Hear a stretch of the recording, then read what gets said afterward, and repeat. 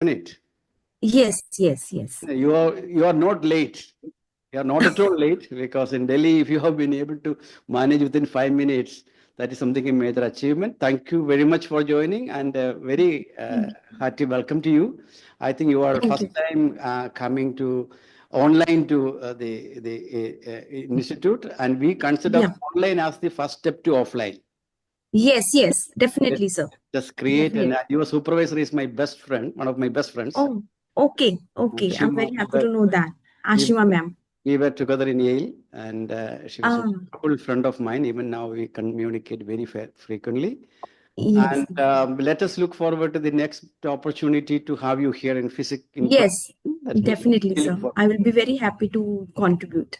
Very good. Yes. So Thank now I think now the ball is between the supervisor coordinator. No, coordinator is coordinator, and the supervisor, and so the whole idea is, that we have certain rules, no rules, unwritten rules saying that, okay, this is the pre-submission. And our idea is to find out, first of all, you should try to understand what exactly the thesis wants to say. Whether are they clearly articulating what they want to say? And upfront, you should be saying in as few words as possible the problematic, what is the problem. That is very important. After that, our idea is to help them in terms of preempting as much as possible the questions from the reviewer, from the evaluator. And and suppose you are going out of the campus and presenting the thesis, there should not be any question which is coming out of the blue. Oh, this question came from that discussion. I know it. Okay. So that is the purpose. All are here. And if anybody is not asking a question, she or he is not friend of Shagishna. Anybody is asking question, they are her friend. Okay. So I would like to have as many friends as possible for her in this group. And now the coordinator. Okay, welcome once again, one and all. So, this is the pre-synopsis seminar of Shagishna. This is actually second one in this year and first one from the third batch. The rules are same. I think she will present 30 minutes and followed by the discussion. Sandhya Garg also has joined. She will also contribute, I think this is the last platform where she can get maximum inputs so that she can submit her thesis within a month time.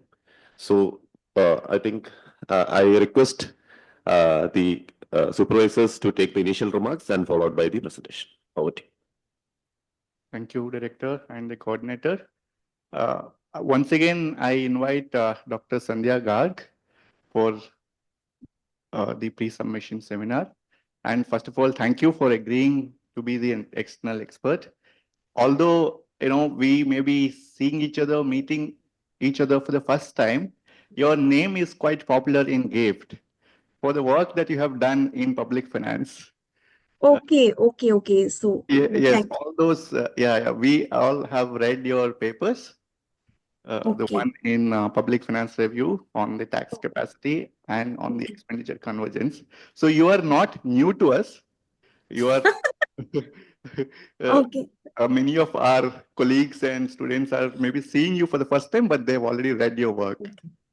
Okay. Thank you. Now I You are mostly work in banking and finance these you are days. Yes. already in the footnotes. Now we want you to be in the main text. Yeah. Sure.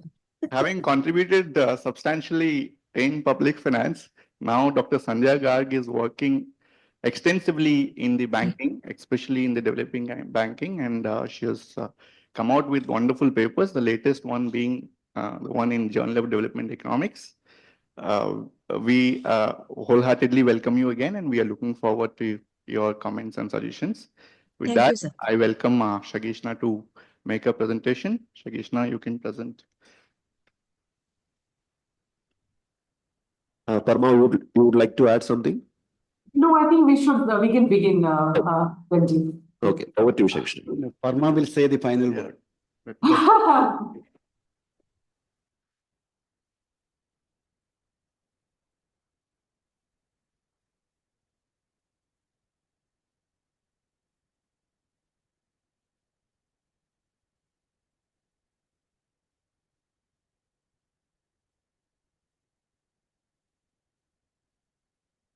Thank you everyone for joining. So I would like to go directly to my presentation. The title of my thesis is Influence of Religion-Based Faith on Financial Inclusion in India, Incidents and Implications. So I will be first giving the motivation, introduction, and also the conceptual framework. Then I will be moving into the related literature and the research gap.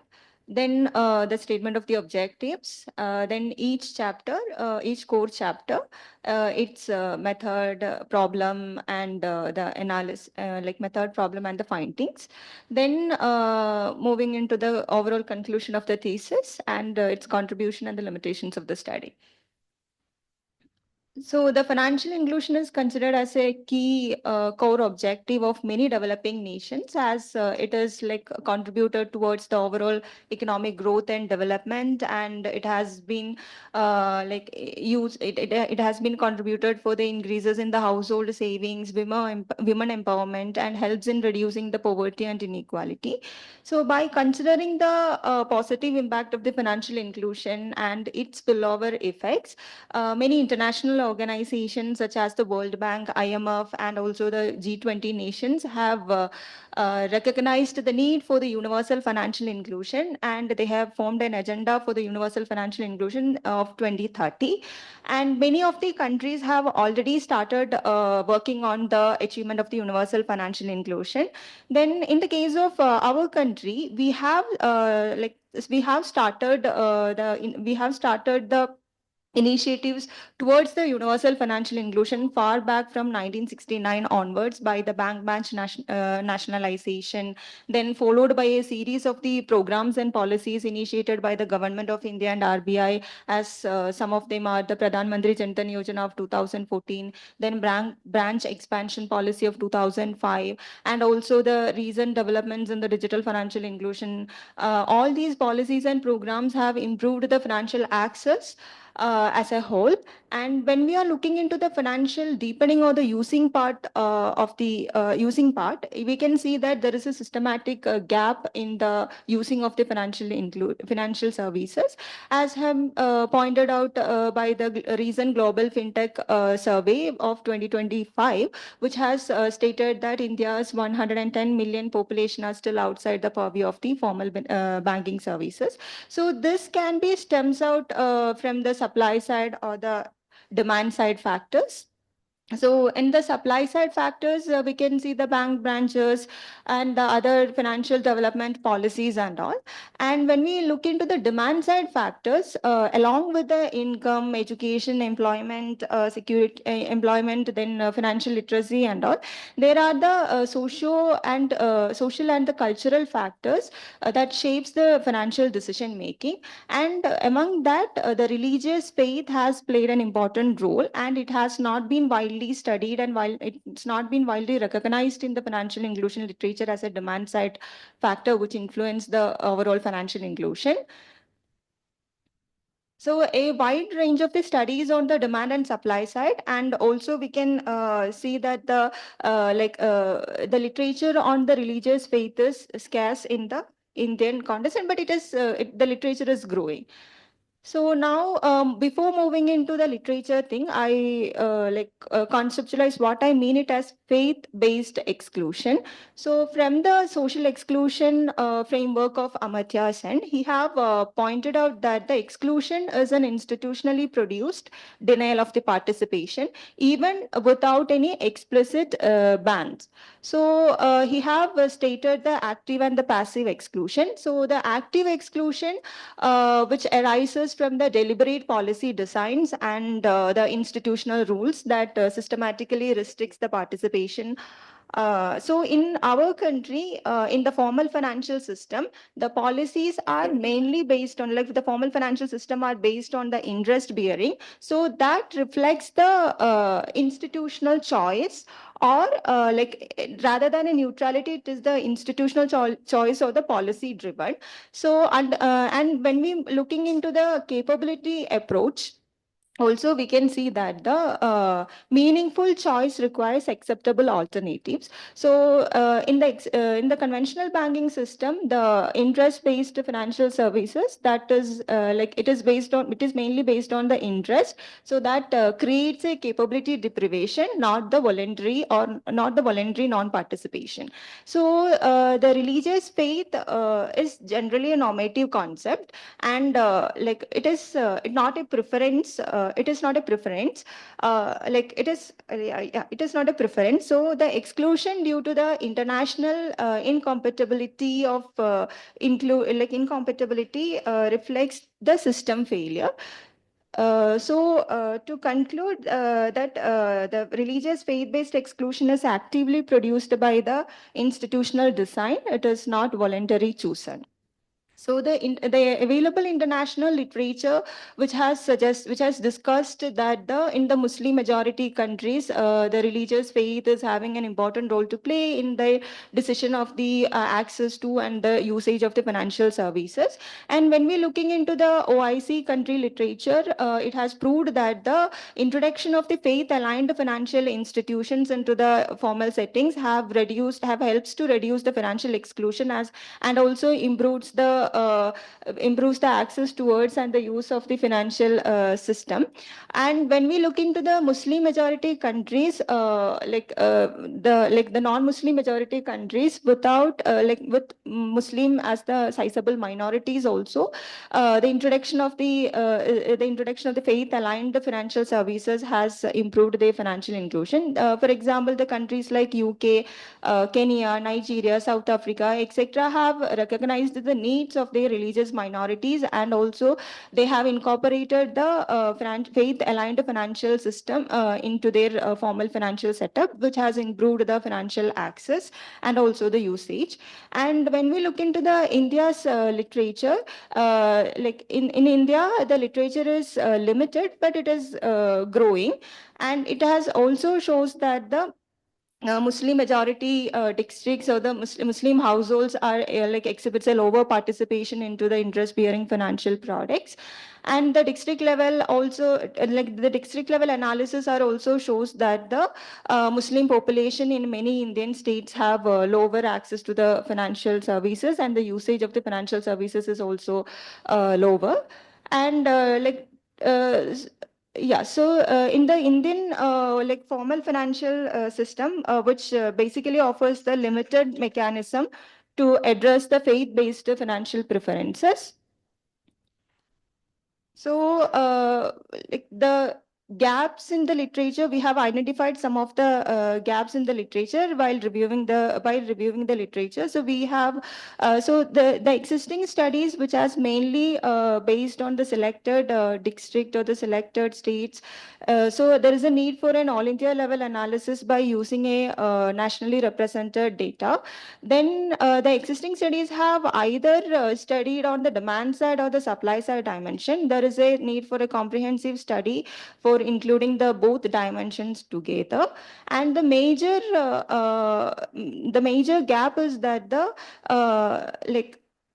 studies have not pointed out the implications of the faith-based financial exclusion on the bank branches or the economic activity and also the household asset formation. So therefore, this study broadly aims to examine the multifactored issues of the financial deepening, explicitly focusing on the implications of the faith-based financial exclusion in India.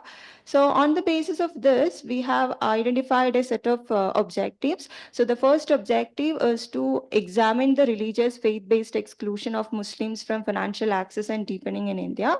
The second objective, so the first objective, which is generally shows the shows the role of the religious faith in financial access and deepening. Then the second objective is to analyze the implications of the religious faith-based financial exclusion on bank branch penetration and economic activity in India. And the third objective is to assess the impact of the religious faith-based exclusion on household asset formation in India. So the first objective, as I have already mentioned, it is about the role of the religious faith in financial access and deepening. Then following the findings of the first objective, the second two objective analyze what are the implications of this faith-based exclusion. So this is the chapter scheme. So the first chapter deals with the introduction, literature review and all. And second chapter starts with the core. The second chapter is the core chapter, which deals with the first objective, titled as religious composition and financial inclusion, a supply side approach. Then third chapter is also based on the first objective. The second chapter is on the supply side approach, and the third chapter is on the demand side. It titled as the impact of the faith-based exclusion on financial inclusion, micro evidence from Indian households. And the fourth chapter deals with the second objective of the study. Does religious faith drive bank expansion in India? Evidence from branch authorization policy. And the fifth chapter, which deals with the impact of the faith-based financial exclusion on asset formation, a household level analysis. And chapter six concludes. Chapter six concludes and the policy implications and the contribution of the thesis. So the second chapter, that is the first objective chapter, I've already mentioned. So the main question that we asked in this chapter is: do the Muslim majority districts in India exhibit lower levels of financial access and deepening compared to non-Muslim majority district? Then the second question is: has the Pradhan Mantri Jan Dhan Yojana improved the financial access and deepening in Muslim majority district, thereby reducing the observed gap relative to the other district? So here, as I have already mentioned, it is a supply side approach. We have taken the Pradhan Mantri Jan Dhan Yojana, which is a flagship program for the financial inclusion in our country, in order to see whether the PMJDY program has impacted, how it is having an impact on the access and the deepening, and in the relationship between the religious faith. So we have classified the financial inclusion into two categories, that is like two dimensions, that is the access and the deepening. We have followed the classification of the access and deepening indicators as by Sharma 2008, Sharma 2008 and 12, Chakrabarti and Pal 2012, Mukhopadhyay 2016, and also the Committee on the Financial Inclusion, World Bank, etc. So we have the access indicators as the deposit account and deposit amount, and deepening indicators as the credit account and the credit amount. So for the analysis, we have used the two-way fixed effect model with a state and district fixed effect and the year fixed effect also. So here our independent variables are the indicators of the financial inclusion. We have run a separate model for each of the indicators. We have not constructed any financial inclusion index because we want to see how the role of the religious faith is differing in each of these indicators rather than showing it on an aggregate perspective. So here, these are the data sources and the variables that I have used. So the population data from the Census of India 2001 and 2011, and the financial inclusion indicators and the data are from the basic statistical returns of 1 and 2 of RBI from 2011 to 2019, and the amount are adjusted to the inflation by taking the GSTP deflator from the MOSPI from 2011 to 2019. So here the period of our analysis is of 2011 to 2019, and we aimed to see the impact of the Pradhan Mantri Jan Dhan Yojana, which has been implemented in the 2014. So here we have did the extrapolation and interpolation technique in order to obtain the population values of the till 2019, and the reference of the district is based on the 2001 census, because we have merged back the newly formed districts of 2011 and also the till 2019 back to that of the 2001 to do the interpolation technique. So these are the summary statistics of the variables I have used. So this graphs which shows that the Muslim majority districts are having consistently lower levels of the financial access and the deepening indicators as compared to that of the non-Muslim majority district. Here red line shows the Muslim majority district, and the green line is the non-Muslim majority district. So moving into the results of our analysis. So here in all of the indicators, the Muslim majority districts are having lower levels of the financial access and the deepening as compared to that of the non-Muslim households. So and also when we look into the policy domain, the Pradhan Mantri Jan Dhan Yojana has improved the financial access and the deepening. But when we look into the effect of the PMJDY in the Muslim majority district, we can see that the policy has not much role to increases the access and the deepening in the Muslim majority district as compared to that of the non-Muslim majority district. Results have already explained. So in order to see whether the observed results are affected with any model specification or any other things, we have done a number of robustness tests. We have first taken the income groups, then we have taken the subsample regression, which represents the 60% of the samples. Then we have used the quantile regression model also. So in all the alternative methods what we have used, we have found out the same, the results are in aligned with the baseline model that the Muslim majority districts are having lower levels of the access and the deepening indicators. So findings have already discussed. So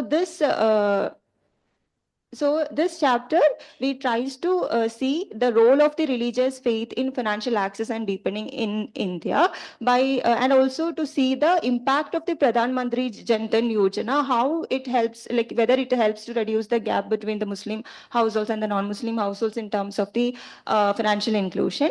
Then the findings shows that the gap between the Muslim majority district and the non-Muslim majority district in terms of the financial access and the deepening indicator is persist, and the supply side programs, the supply side program that the Pradhan Mantri Jan Dhan Yojana program has not contributed much to the increase in the access and the deepening in Muslim majority districts.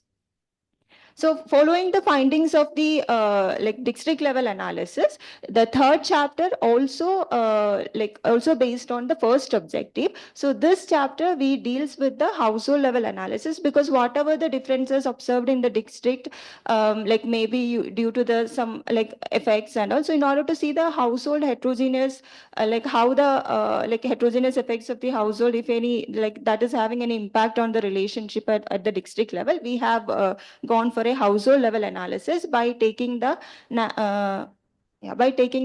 National Sample Survey Organization All India Debt and Investment Survey of the last 3 rounds from 2000, last 3 rounds of 2003, 2013, and 2019. So this data provides an information on the financial inclusion indicators along with the asset and liability and capital expenditure. So this table shows the number of the households surveyed in each rounds.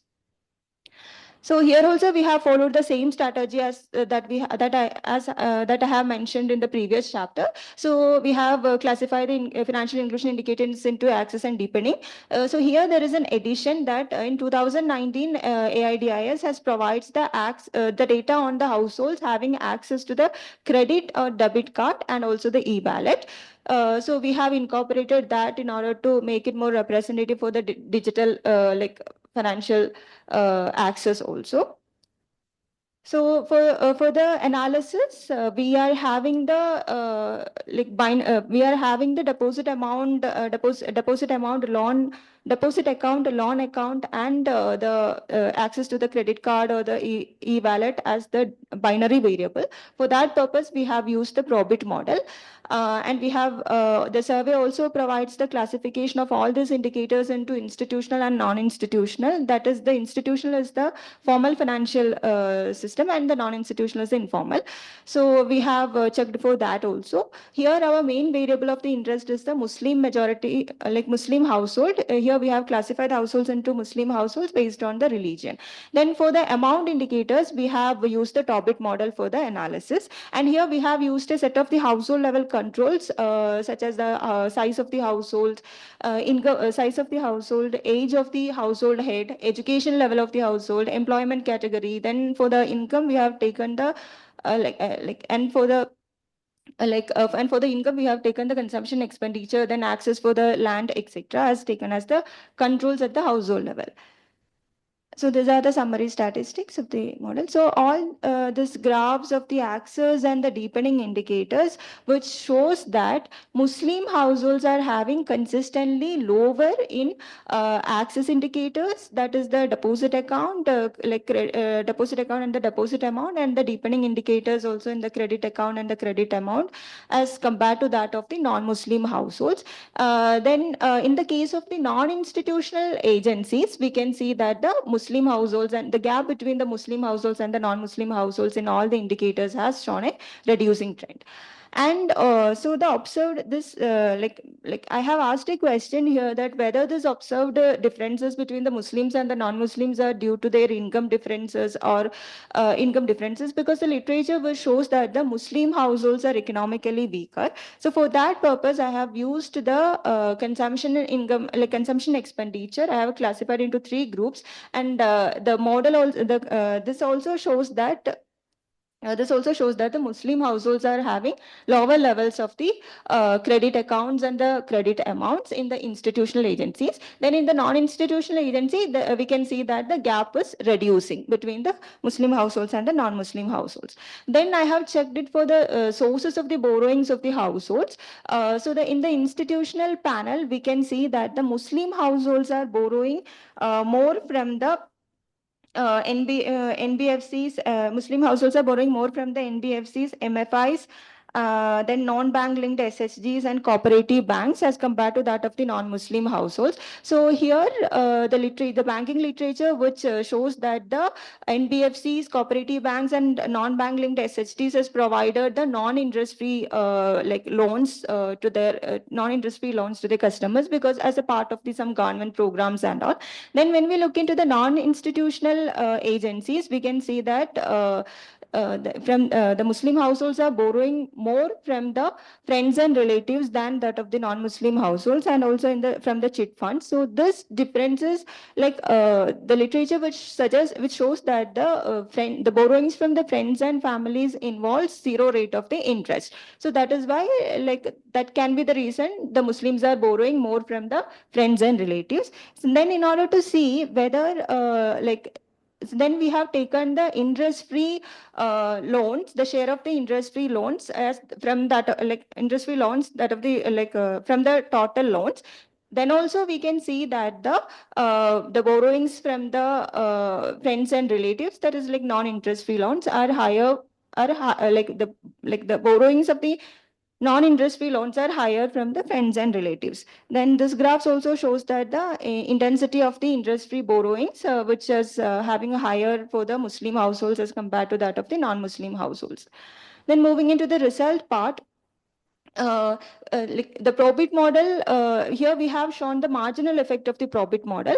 So the Muslim households are having lower levels of the institutional deposit account and the credit card, debit card, and the e-wallet as compared to that of the non-Muslim households. And in the case of the non-institutional deposit account, it shows it is a positive, which shows that Muslim households are depend more for the deposit in the non-institutional agencies as compared to that of the non-Muslims.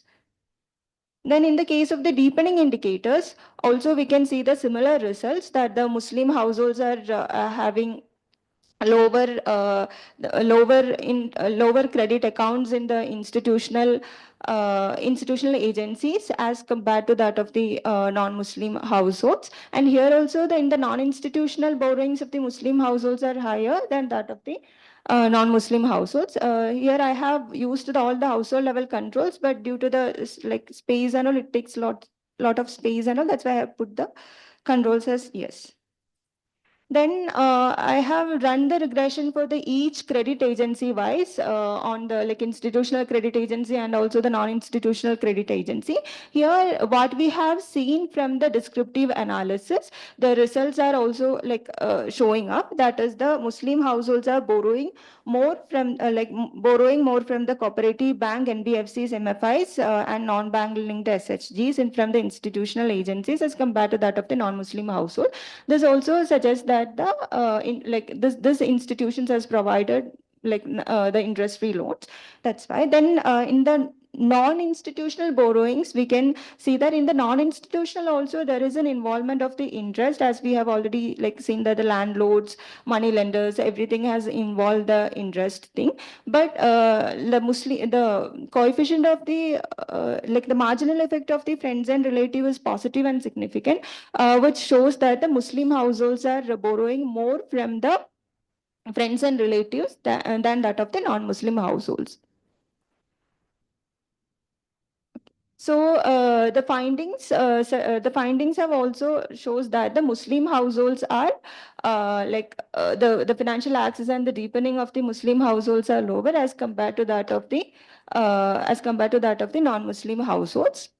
Then whether these observed differences are like due to some any other like the differences what we have observed here are maybe due to some other factors, because there are other unobserved factors may also affect this relationship, and we can't we can't fully say that the observed differences due to the faith. So for that purpose we have used the matching technique. Here we have matched the Muslim households with the non-Muslim households on the basis of the similar covariates, and we have used the residual matching technique. Here we have used matching not for the not to estimate the treatment effect, but just to get the matching for the match for the similarity rather than that of the causal inferences. So we have used the matching technique, one-to-one neighborhood matching with without a replacement with a caliper. So after matching the Muslim households with the non-Muslim households based on the covariates, we have checked it again based on the chi-square and the mean differences. So now we can say that the observed differences between the Muslims and the non-Muslims in the financial access and the deepening are solely based on the faith.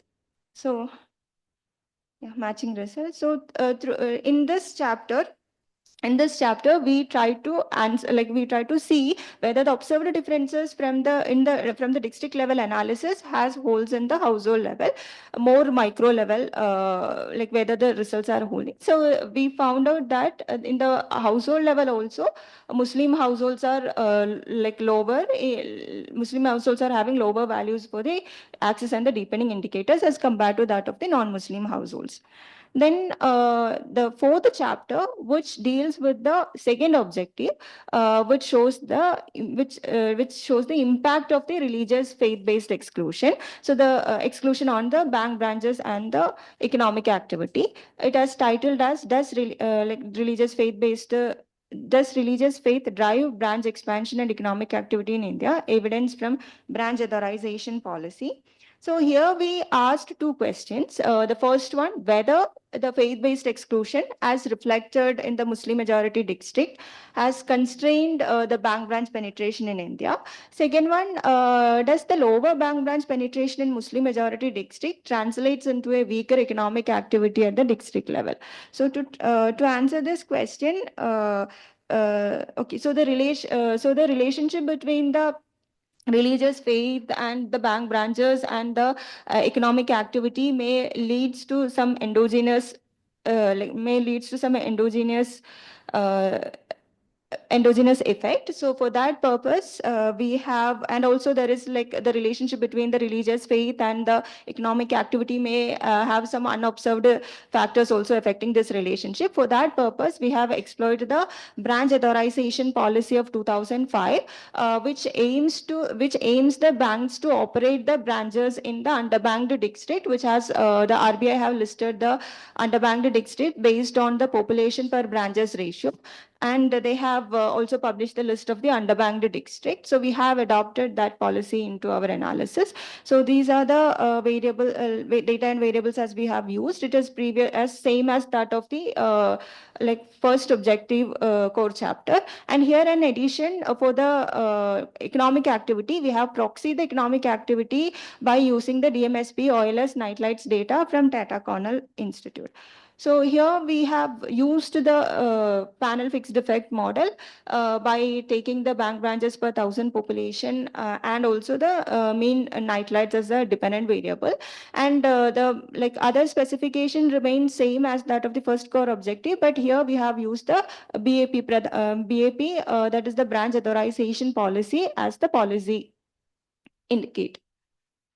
So these are the summary statistics of the model. So here we can see that over the period of the analysis, mean branches per 1,000 population are lower for the Muslim majority district as compared to that of the non-Muslim majority district. Next, that of the underbanked, it is lower in underbanked Muslim majority district as compared to that of the underbanked non-Muslim majority district. Then when we look into the economic activity proxied as the mean night lights, also the mean night lights value for over the years for the underbanked Muslim majority district is lower as compared to that of the non-underbanked district, as compared to that of the underbanked non-Muslim majority district. So the results of the branches which shows that the Muslim majority districts are having lower, on an average, Muslim majority districts are having lower levels of the branches per 1,000 population. And we have done the model for the overall data, and we have removed for the in order to eliminate the impact of the state capital district, we have removed that one. Then we have run it for the underbanked district without state capital district also. So here we can see that the in the underbanked district also Muslim households are Muslim majority districts are having lower levels of the bank branches per 1,000 population. Then when we look into the policy dummy, it is positive, it is positive throughout the model, which shows that it has an effect on the expansion of the bank branches. And then in the case of the interaction variable, that is how this BAP policy dummy impact in the Muslim majority district on the bank branches. Also we can see that the bank branches are lower in Muslim majority district even after the introduction of the policy. That means the policy has not much impact on increasing the bank branches in the Muslim majority underbanked district. So moving into the result of the economic activity also, we can see that the Muslim majority districts are overall and without the state capital. In overall, in the Muslim majority district, economic activities is higher. But when we look into the underbanked Muslim majority district, the economic activity shows a lower level as compared to that of the non-Muslim majority. And here also we can see that in the economic activity in the Muslim majority district after the policy shows a negative thing. That means the BAP policy has not much effect on improving the economic activity in the Muslim majority district. Yeah. So the findings of the chapter is that the examined religious faith has also impacted the bank branch penetration and also the economic activity. Economic activity of the district. Now, moving towards the fifth chapter, this is based on the last objective, which is on the impact of the faith-based financial exclusion on asset formation, a household level analysis. So this chapter, we tries to answer the question on whether this observed difference, observed religious role of the religious faith has any impact on the asset formation of the household. So this chapter examines whether the lower access to the formal financial services arises from the faith-based financial exclusion that affects the asset accumulation of the Muslim households compared to that of the non-Muslim households. For that, we have used the NSSO, National Sample Survey Organization, AIDS of 2003 and 2013, and we have used the indicators such as value of the transport equipment, non-farm business equipment, buildings and other constructions, livestock and poultry, agriculture machineries and implement as the proxy for the asset variable. And we have also constructed the asset index in order to see the aggregate effect of the religious faith in the asset formation. We're using the principal component analysis. So here, for the first model, we try to examine the Muslim households, like how the asset holdings of the Muslim households. Then the second model, we checked whether the households having the like access to the formal credit has like how their asset indicators are. Then in the third model, we incorporated the Muslim household and the access to the formal loan account together in order to see that if the access to the loan account is there for the Muslim households, like those who are having access to the formal loan account, how their assets are. So this is the main values of the asset indicators. Then the results of the first model, which taken the Muslim household dummy as the independent variable, which shows that the Muslim households are having lower values of the asset indicators in all the asset indicators. Then in the second model, the household, those who are having the access to the institutional loan account, has having an positive impact. So yeah.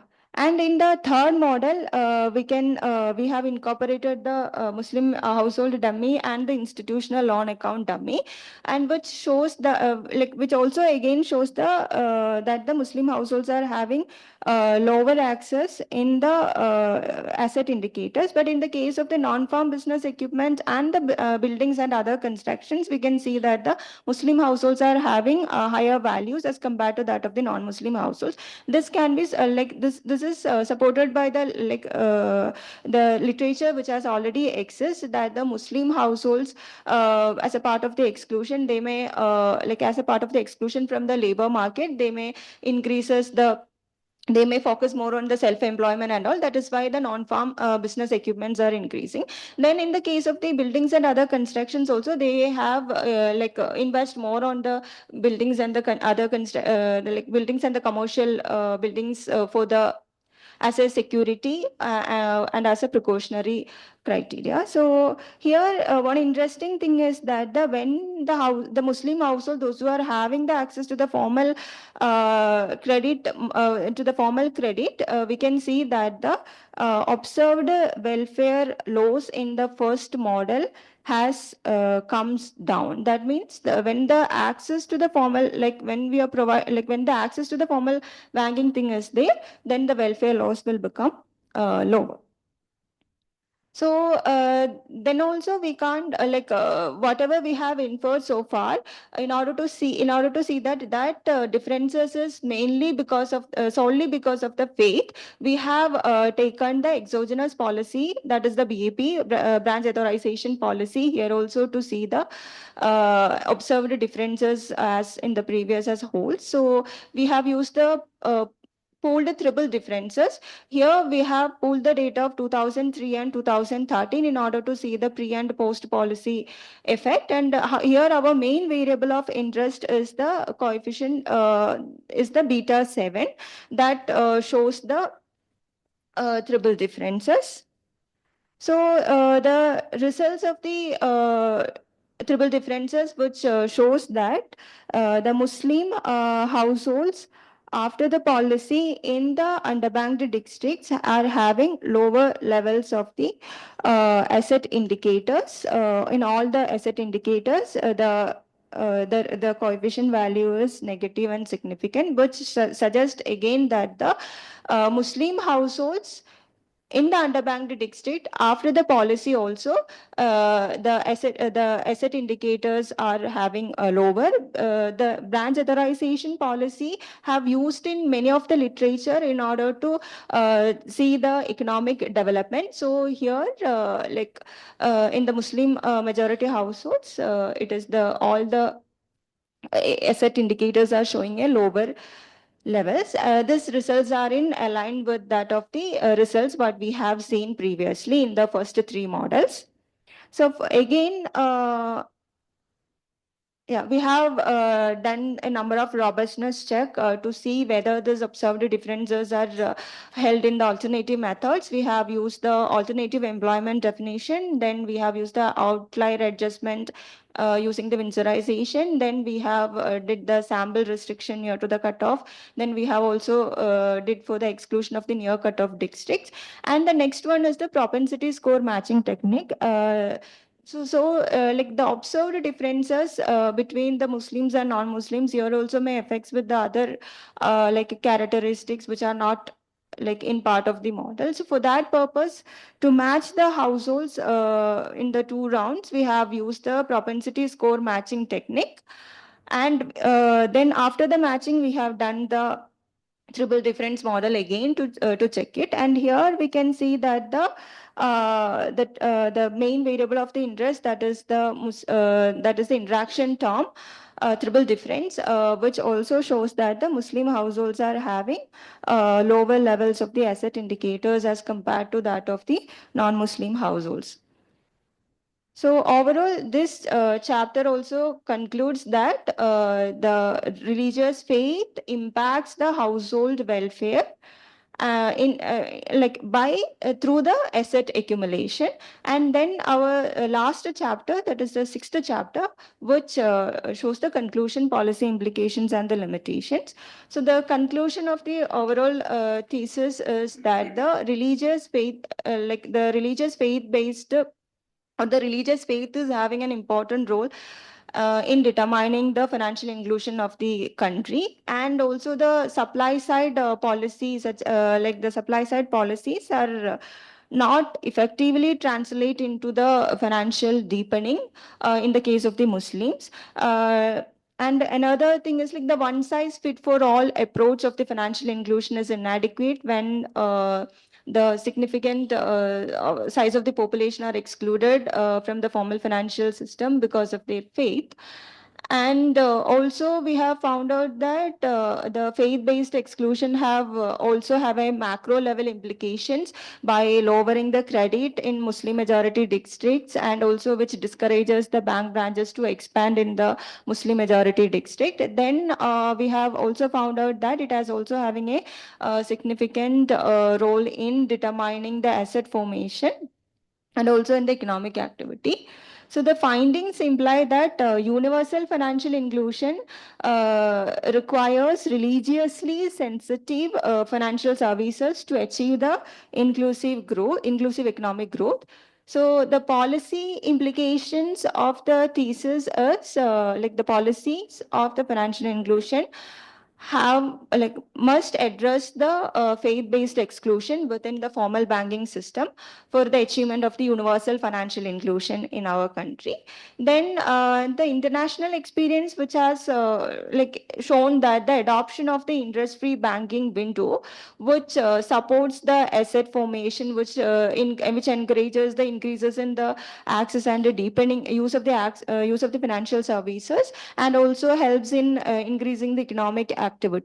So like which can like imply it implies that it can be integrated with the mainstream banking rather than that as a parallel system. So the experience of the UK, Kenya, etc. have shown that all those non-Muslim majority countries which have incorporated into their formal financial system, they have achieved the increases in the financial inclusion. Then the policy should shift from more access to effective financial deepening by integrating the measures of the credit usage, asset formation, etc. So this has been backed by the recent inferences of Chief Economic Advisor Ananta Nageshwaran. He was mentioning in the Global Financial Summit that the mere access to the financial services is not enough. It should be the financial inclusion should be more on the now we have to shift on the access focus towards the usage focus. So the one size fits for all financial inclusion policies are insufficient, and the district level and the community specific approach are necessary to address the faith-based heterogeneity in financial inclusion. So the limitations and the further scope of the study, here we like here the faith is unobserved. So we tried to, or we made an attempt to quantify the faith-based exclusion through the available secondary data. So unlike some international studies that quantifies the faith through the observable religious practices, and also like, so we don't have that kind of comparable data in India, which limiting the direct measures of the faith-based behavior. Then, while studying while the study establishes the empirical association, the channels through which faith-based exclusion influences the economic activity and the asset formation requires further exploration. The future research should employ the primary survey based approach with the targeted questions on the religious practices, faith intensity, the financial attitudes, and financial attitudes. Then, for this micro level evidence would enable a deeper understanding of the faith sensitive financial exclusion, and which helps in framing the design, which helps in design the inclusive and the culturally responsible financial policies for including the excluded population. These are the article published and under review, and these are the conferences attended. Thank you.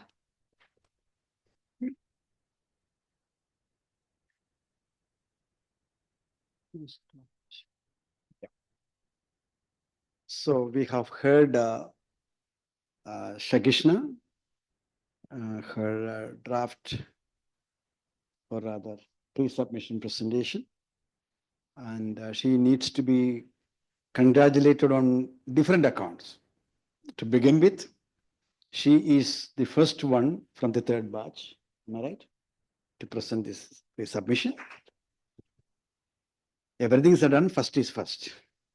Now, second is by listening to her about the amount of input that has gone into it. Input. By input measure, you can think in terms of everything in terms of input measure or output measure. Now, going by the input measure, I personally feel that the kind of skill set that she has displayed by way of making sense out of how much sense that is, I'm not getting into Dr. Garg's arena at all. Making sense out of large data set, some of the unique data set, even like night light data and others. That's very, very well. And she has made a fairly clear presentation. It looks like you are competent of articulating your arguments to a wider audience in a fairly, I didn't find any confusion in between, I suppose. And so going by in terms of awareness of the literature, because it looks like you're okay, you're good. So in terms of ability to make sense out of large data set, it looks she's good. And she's the first in your batch. And in terms of, there are many other indicators in which one can think of. But on many indicators, I'm not going to, I'll come at the end. I think because I should not get into the experts arena. So you deserve one more round of applause for that. Now, I think I will keep the floor open. I think we will start with Dr. Sandhya Garg. I think you would like to come first. You may like to, somebody has done the terrible job of muting you. No, you yourself. No, I muted myself. I thought somebody did that. Yes. That's very bad if somebody has done it. Okay, nobody has done it. Very good. Okay. So, So sir, now you, would you like to come first, or you would like to? probably later, just like You after would one. like to come later, but not Yeah. at the end. At the end. Yeah. And so how much time do I have, like, to give comments? I think you can go on. We are here Oh. to listen to you. No problem. Okay. Yeah. So I'll just So be I probably the think, second. I think the floor is open because I told you she has a lot of friends here. So we will give them the chance to the friends to begin with. Yeah, I note the presence of Professor Bina and Dr. Chandrasekhar. Chandrasekhar is very much a part of this family. Veena is very much a part of the extended family. Welcome, most welcome. Thank you very much for joining. Right. Okay, the floor is open now.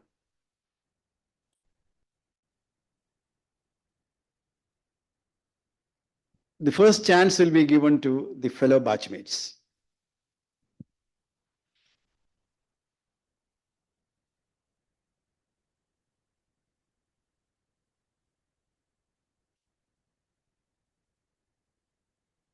Vipasha, Atira, Divya, they are all there. In fact, there's so many of them are there, right? Okay, yeah.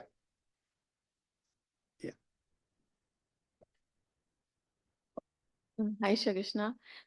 Your presentation was really nice, and I can see the amount of work you've done is exceptional. So, really appreciate you for that. My question is going to be very basic. It's just because I don't know much about the nightlight data. So, I had one question I asked her also because she works with that. So, like when you use nightlight data for economic activity, how does it actually transpire? Like, how does it showcase economic activity? I would like to know that bit. So that's all. No. Yeah. Thank you. Yeah. I think we will guard after 3, you will start answering. Okay. Or 2? Your choice. You should have some freedom. I should not dictate everything. Immediately. No, don't. That will get into one by one. Yeah. Next. Yeah. Ashkar is wanting to say something. You don't want, then that's okay. Right. Yeah. Atira? Congratulations, Shagishna.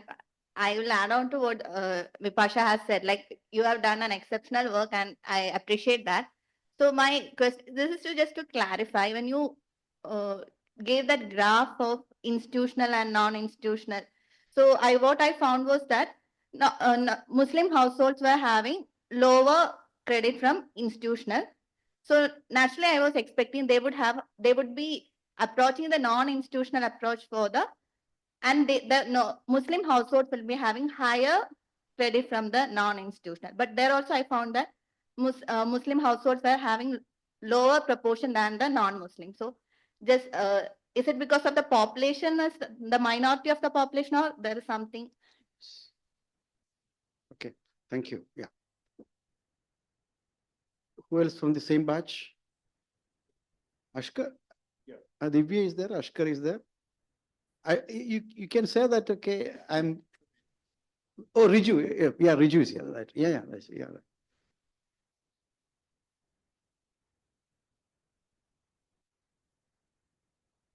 You pass the thesis? I have some questions to you then. If anybody from the batch is passing, I have a question which you will have to answer. Yeah. Indu. Indu is here. Yeah, right.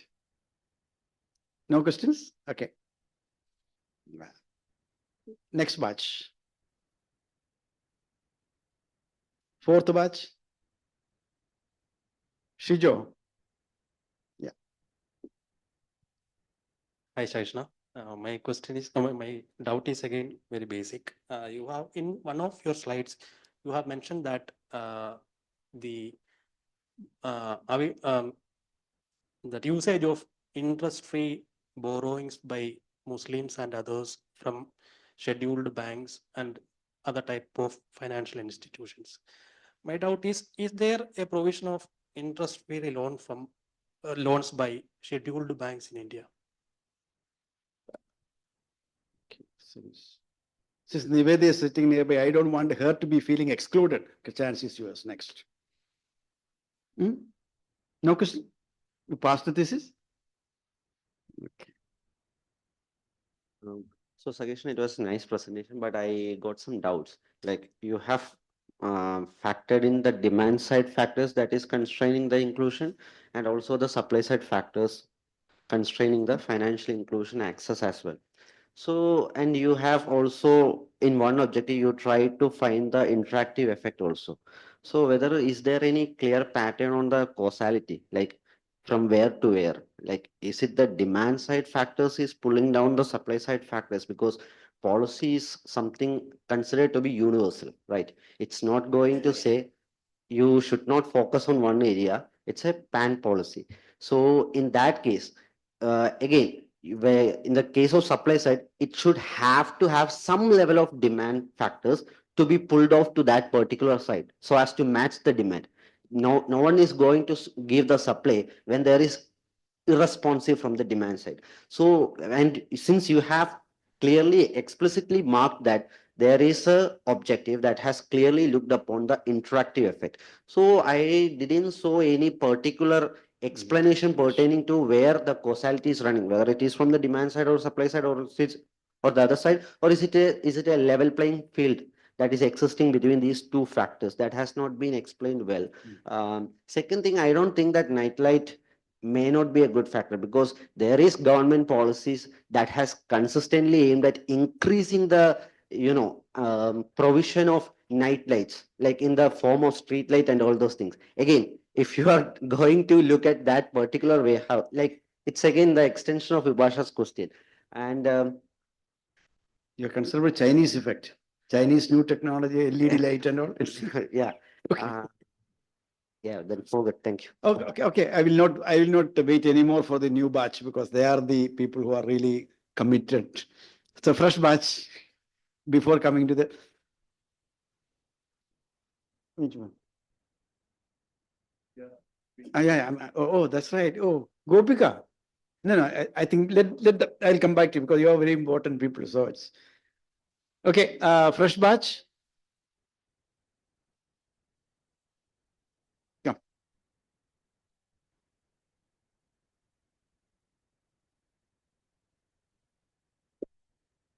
Shagishna, that it was a wonderful presentation.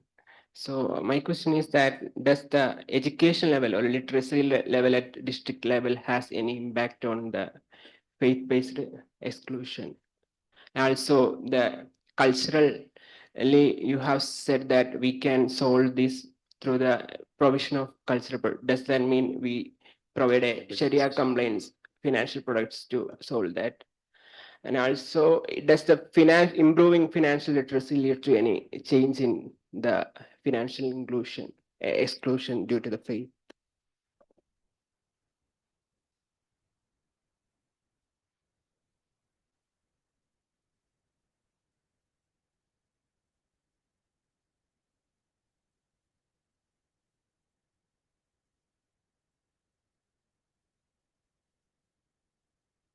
Just one basic question, like what lab Only test- basic questions are permitted here. If you ask major questions, they cannot. There's no time for. She has to submit the thesis.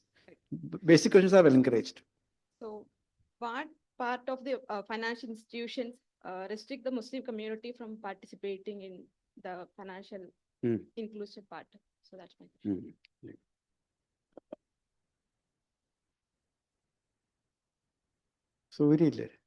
Suri is sitting in the back. People with ideas always sit in the back bench.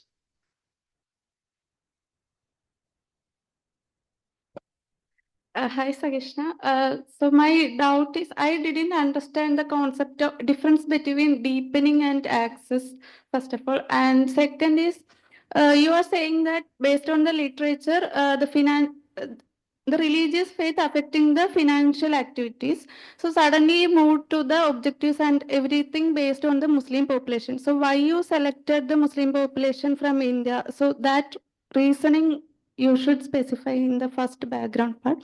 Also related to that, in the concluding part, so compared to the other religious categories, how this is only happening to Muslims, so you can specify compared to other religious groups. Okay. I think I you just have one got more a doubt. question. Like Only one Yeah, more. yeah, No more chance will be given. Yeah, Please exhaust it now. Yeah, in the first objective, that is the time period of 2011 to 19, why you used GDP deflator when the CPI is readily available?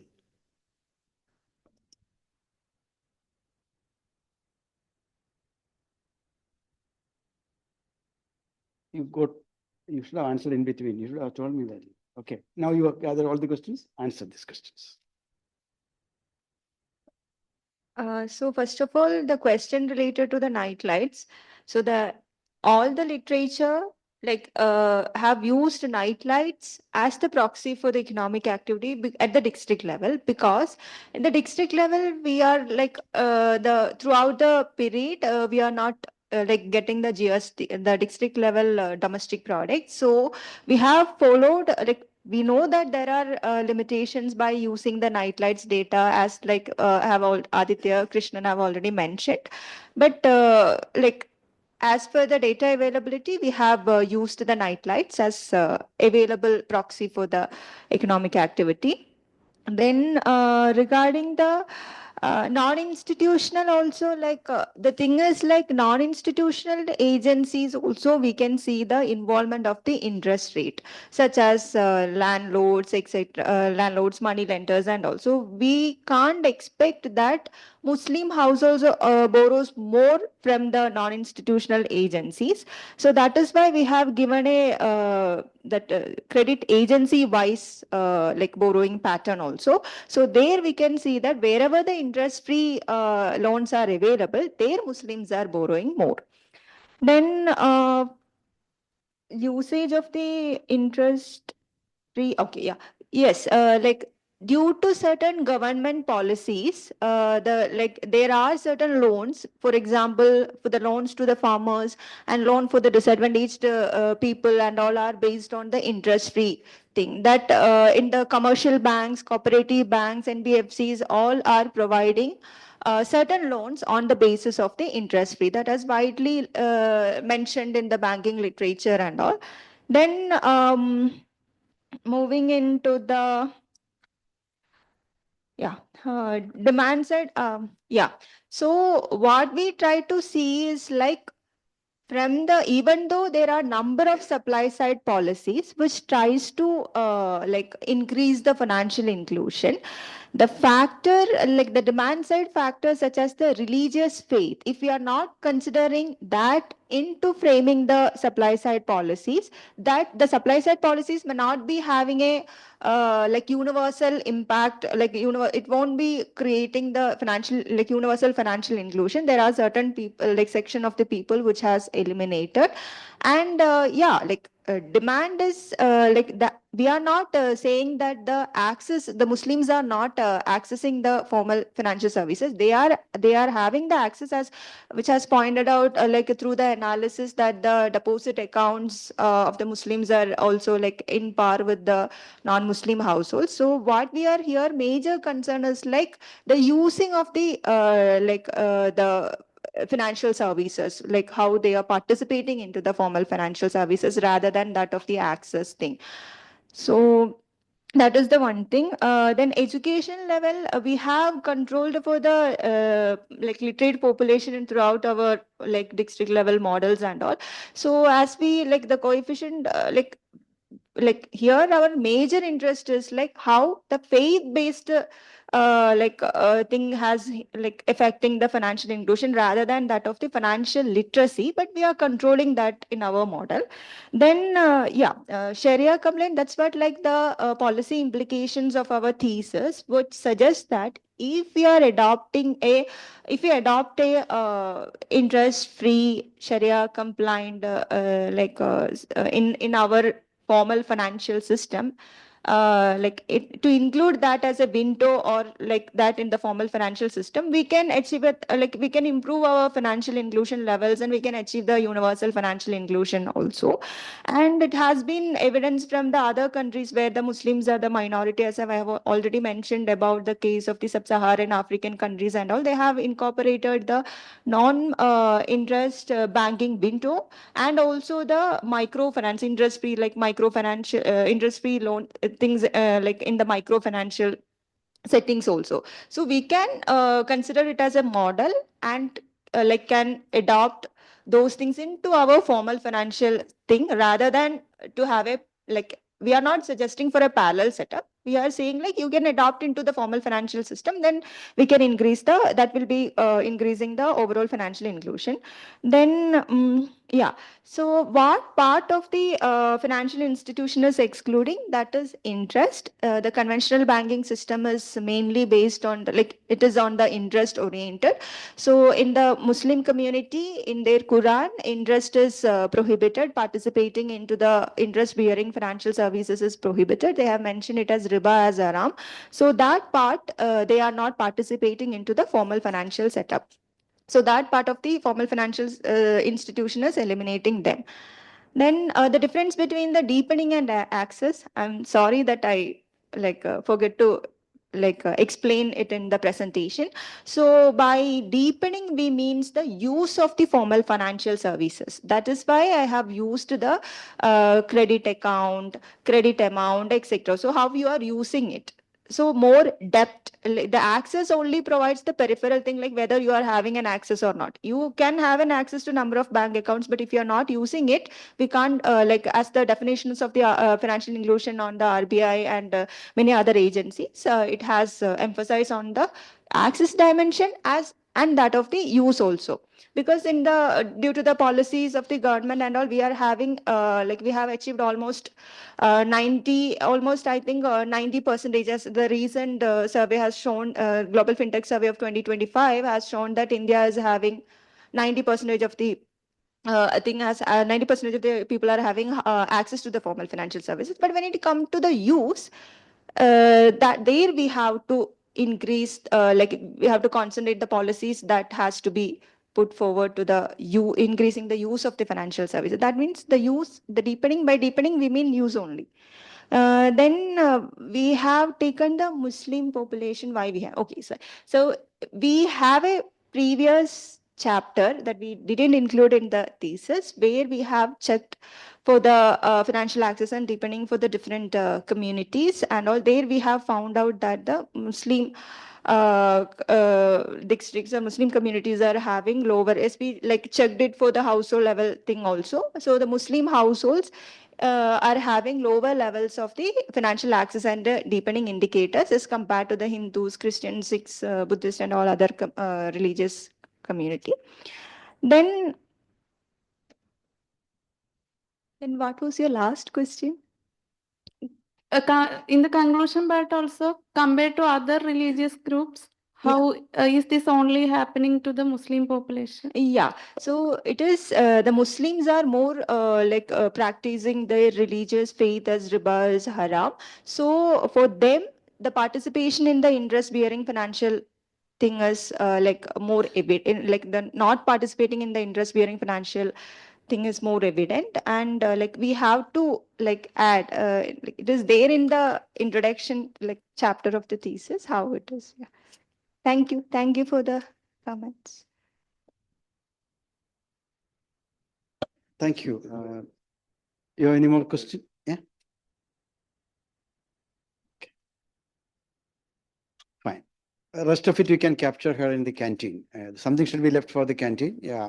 Now I think I will invite Dr. Garg to give her feedback. Yes. Are you okay Thank now? you, sir. Yes, sir. I have just jotted on my I want points. you to have your lunch on time. We may go up to 2 o'clock. No problem at all. Don't worry. I don't miss my food. So, yeah. And Shagishna, I'm not able to pronounce your name properly. So, so this is, I would say it's a very good work, and you have covered many different dimensions. Not just axis. I have seen so many people, they just stop at looking at the axis, but you're talking about the usage, and you're also talking about the asset creation because of financial inclusion. So that's, I think, I would say that you have covered these dimensions in a very well. So so I had because I have not read your thesis, so I had some clarification points. So the very first thing is, so you are mentioning your hypothesis in terms of financial exclusion. Okay, so you are like saying whether how financially excluded Muslim households are, etc., etc. But after reading your abstract yesterday and also looking at the title of your thesis, you are talking about inclusion. So who is so I probably you can discuss your supervisors and because when you mention the hypothesis, you don't have your result, right? So in a sense, you could put this in positive manner, in a sense, how financially included are Muslim households. Okay. Because your literature is in that context and also the title of the thesis, but still it's my suggestion. So and in one of the analysis, you have given PMJDY district, so I could not understand what is that. So are you saying the districts where PMJDY was implemented first or it was implemented later? So are you differentiating based on that? Probably this is clear in your thesis, so not in the PPT. And another thing is, I would say, when in the very first chapter where you're talking about majority, you're defining majority based on the share of Muslim population. So, and you're talking about all India. So, it will be useful if you could give, let's say, heat map. That we usually prepare like a map of India with all the districts, and you could highlight the districts based on the share of the Muslim population. So it will be better for the reader to understand. So, for example, like it would be nice to see whether Muslim majority districts are clustered at few places or they are spread all over India, right? So that map will give that kind of picture. Okay, and that's another one thing. And the second thing is in one of the results where you are showing that the social capital is important, in a sense they have very high dependence on friends and family, right? Which is also sort of expected. So I would say that you cite some literature which actually I think I have seen a paper which talks about role of social connections, role of social capital in financial inclusion. So probably you can link your results with that part of the literature as well.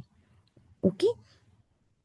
And another thing is whenever you are estimating like the main results, for example, where you're saying that exclusion is there, okay, where you're taking Muslim dummy and the results are negative. So I will suggest that you compare that impact, the estimate, with the average of the indicator financial inclusion among Muslims, or say some reference category. If for example, if your coefficient is, let's say, minus 0.05, okay, so I will not be able to understand how big is this impact, whether this is, let's say, 10% of the average, like how so that comparison can be given in beneath your important concluding models, basically. Okay. And in one of the slides where you had the title was OLS model 2, OLS model 3 in the asset creation chapter.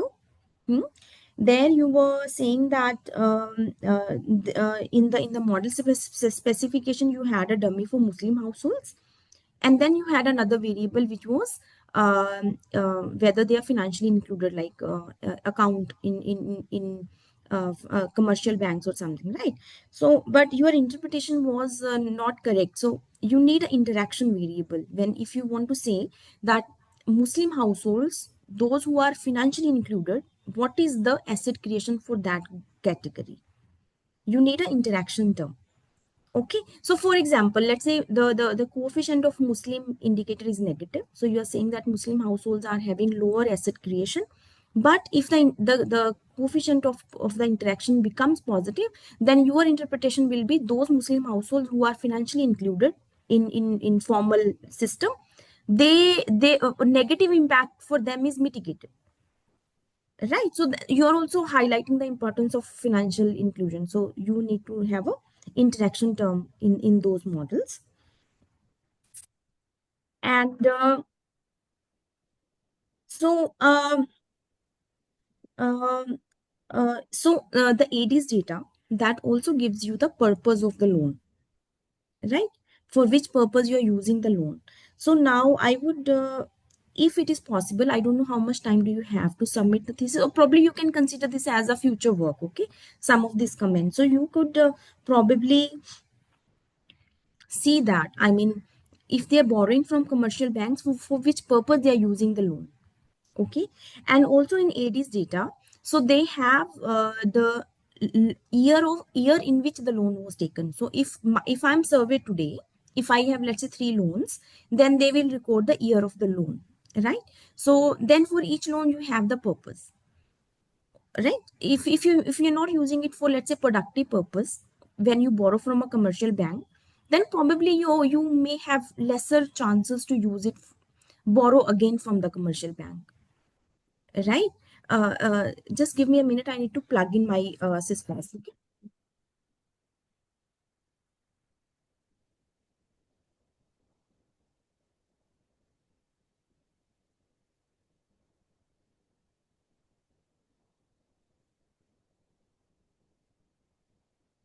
Yeah, sorry. Yeah, so you understand my point. So, for example, if a household, let's say, has multiple loans from the commercial bank, then you can look at the purpose for which the loan was used for the very first loan, let's say, then the second loan, etc., etc., and so on. Then you see whether the propensity of borrowing from commercial banks is impacted by the use. Okay, I mean, this could be another paper in itself, so you could probably use it as a future work. Okay. And in the AD's data or any other data, do you have the information like whether you applied for the loan, okay, and what was the status, whether you were rejected or you were accepted? Do you have this kind of information? Uh, No, we don't have, ma'am. okay, okay, okay, fine. So we can leave this part. And lastly, in the AD's database results, the last tables basically. So I was just thinking how you can link this with the very first chapter. So there you are talking about majority population districts, right? Muslim majority districts. So in the last set of analysis, you can actually, where you're taking Muslim dummy and you are saying that asset creation is impacted, okay, is lower for that segment of the population. Now what you should do is actually you should divide the analysis by share of Muslim population districts. So probably, let's say, the negative impact of this Muslims dummy, that could be lower in Muslim majority districts. Ideally that should be, because right, if they are in majority, so exclusion should be lesser over there within the district. If you compare, you won't be comparing Muslim majority districts with non-Muslim majority districts, right? So within one set category, so you can divide all the districts, let's say, by in 3 categories or 2 categories, okay, by share of Muslim population, and you just study like how this negative coefficient actually if it reduces. So okay, so in a sense, the overall story is that there is a negative impact, let's say, but we have to identify some areas, let's say, where this negative impact is lower. It cannot be negative, or it cannot be uniformly negative all over the case, all over India, right? So if you can identify some of some like that. So one is this analysis, if you could divide by population category. The second that I mentioned, OLS2 and OLS3 tables, there you can take interaction between Muslim dummy and if they are financially included in commercial banks. So there, if the impact is positive, you would probably say that those who are financially included in commercial banks, the negative impact is low for them, right? Right? Yes, Yeah. yes. So these are my comments. Thank you. I think, Dr. Garg, I must tell you that there's a general saying that this world we are living in is a cruel world. There is cruelty to animals. There are also cruelty to academicians. The cruelty to academician is to ask someone to comment without having the proper document. Without reading the document, you are asked to comment. That is what is called academic cruelty that we have inflicted on you. But despite on that, I really enjoyed your comments, and it's very seasoned, and the manner in which you have been able to, because we have been hearing her for the last 3.5, 4 years now. Yeah, 4 years. Yeah, but you have heard her first time, and the manner in which you have been able to kind of comment in a highly seasoned manner. Highly seasoned manner. Thank you. Because I really like because so all throughout the message was coming like it's not everywhere not. The world is not always like that. There may be something which, and that green shoot. What is the green shoot that you see that you can, if you want to really make a policy implication, you should catch on to that. And the future area of research that you said in terms of linking to, for example, I'll come at the end. I really liked your comments, and but then it ultimately this is supervisors and this student to decide how much they can take. And right. Yeah. No, but future, Yes, like I'll be in touch. excellent So, comment, excellent. And you thank also you. put it that way. In fact, you are very cautious. I thought you have shown very, enormous maturity. That's something very important. Thank you. I don't do that. I don't do that. Thank you. Thank you. Thank you very much. You deserve one more round of applause. Very excellent comment. Thank you. Thank you, ma'am, for your thoughtful comments. So, so for the heat map thing, we have the thing in the draft. We have did it using the shapefile and all. And then for the purpose of the AID, like loan in the AIDS, we have checked on that, but we have left it, like we have put it for the further, like future.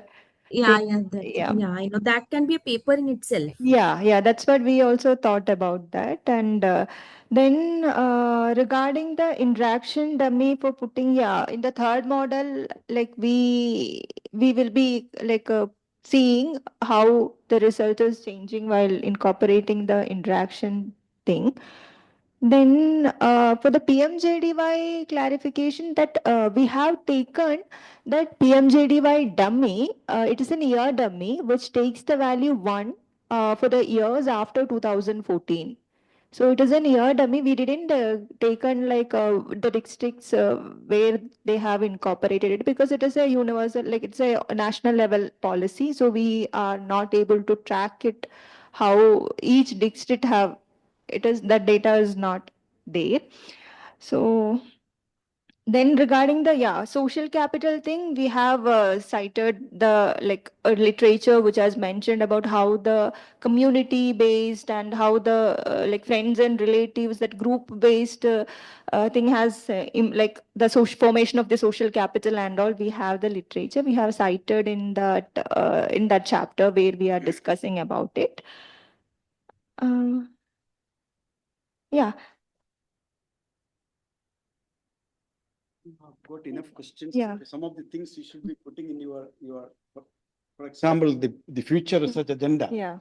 She has given up enough. Yes. And also you should try to look into the data. You have enough. I think there is, I think we acknowledge that. In fact, we acknowledge. Yeah, We'll sure. try to incorporate as much as possible. And quite a lot has been done in terms of, first of all, that is there anywhere something can be seen? That's very important. That it is uniformly we are saying that everybody is completely is a gone case. It's not somewhere. Let's do that. Let's a couple of nights if think through, it will come out.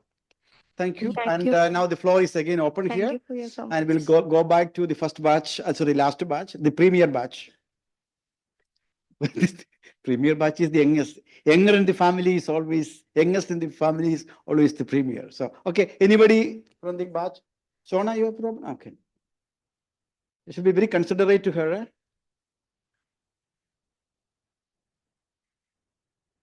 Mine is also a very basic question because what I understood is that access is not an issue because they are all having the access to the financial institutions, but to participate in the productive loans that they are taking from the financial institution, that's the main issues. And in that case, what if they have the income levels so that there is no need for the participating in the productive loans to take from the financial institutions? One question is that and another, you have mentioned that in the Muslim majority area there is lower amount of the economic activities. And have you ever checked the patterns of investment by the Muslim community? That's second. Third one is that as far as Muslim community is concerned, they are considering the interest as the haram. So they don't take interest from any loans. that's why they are not participating. So, but they are more investing into gold. So have you taken the gold as an asset creation, because they are considering gold as the most asset because they doesn't have interest rate. So have you taken in the case of asset creation as gold as one of the representative? Choice of right. Interesting. Very interesting. Very nice questions. I think you want to answer, please. So the first thing is like income levels. So like when we look into like it isn't state specific or the district specific experience such as showing that the Muslim in certain like state the Muslims are more well off and all, but it is not when we are looking into the overall India how it is and all. The Sachar committee report of 2006 and all the like the upcoming literature which shows that the Muslims are the weaker sections which are socio-economically lower, their income levels everything has lower compared to the other communities. So that is the one thing. Then the pattern of the investment in the Muslim communities. Can you please just tell me like what exactly your question? Like as you mentioned, the productive means economic activity is lower in the case of, whereas there is major Muslim communities are residing. There can also be investments like, Yeah. so how they are investing. Yeah, that is related to the economic activity part. Okay, so that like due to the availability, like the data on regarding on those investment the religion wise is not we thought of to do it on taking the like enterprise in a level, but the data of the religion wise classification is not available. That is one thing. Then the gold, why we didn't consider gold as an asset indicator. Why? Because gold has act as an collateral for the loan. So if we are including that into our model, then it will be like we are not taking the land also, like the value of the land that the household owned also, because these two things can act as a collateral. So that will be having an issue with the if you are considering that. So that is the thing. Thank you.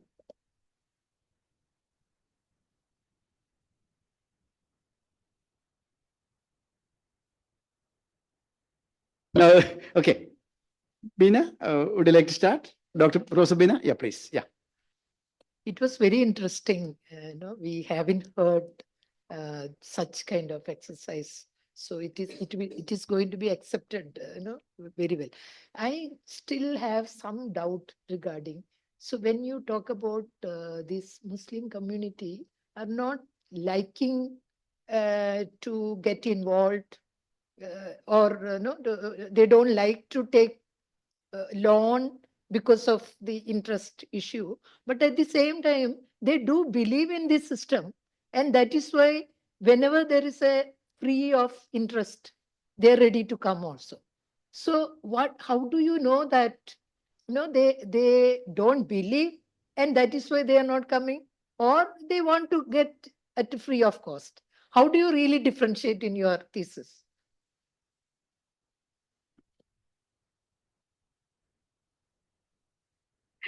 Like the Muslims are participating in the formal financial service like system when interest-free loans are there.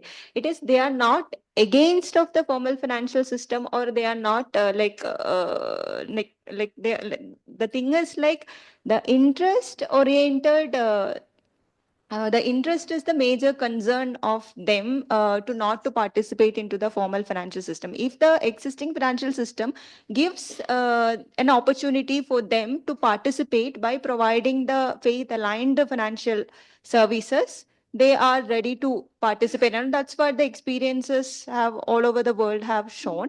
And yeah, it is not like they're not believing, because they are having the access in the formal financial institutions because of the direct benefit transfers, salaries, pensions, everything. They are having the access, but in the when it comes to the use of the financial services, due to their faith, they are not participating. But if the formal financial service like institutions are providing an opportunity for them to participate, they will obviously participate. That's what the experience which has shown. Thank you, ma'am.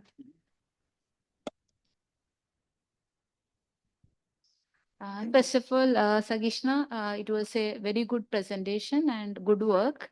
I have a few clarification.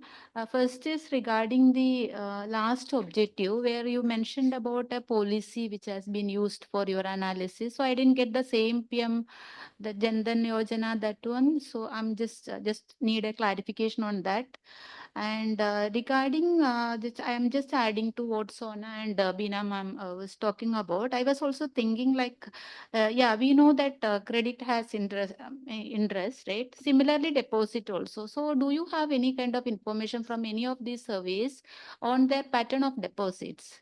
So, as also you have also rightly mentioned that they are more into the business activities. So, we also like in general we know that, so they may have some kind of forms of deposits, right? So what form of deposits do they have? So that is the one thing. Other one is already Shijo asked. I was also having some kind of doubt on, like you said, they are more into the commercial and cooperative banks loans, which you have cleared it like interest free. So is there any regular kind of loans that is provided by these banks or some specific cases? So these are the things. Okay. Thank you. We'll gather a few more questions and few more. Yeah. Dr. Ashwati, yeah. Sumana, yeah. Sahishna, it is a very structured and coherent presentation, and congratulations for that. In fact, you have received ample number of comments, so whatever remarks I'm having would be just helping you out to improve your narration, basically. So, in line with Dr.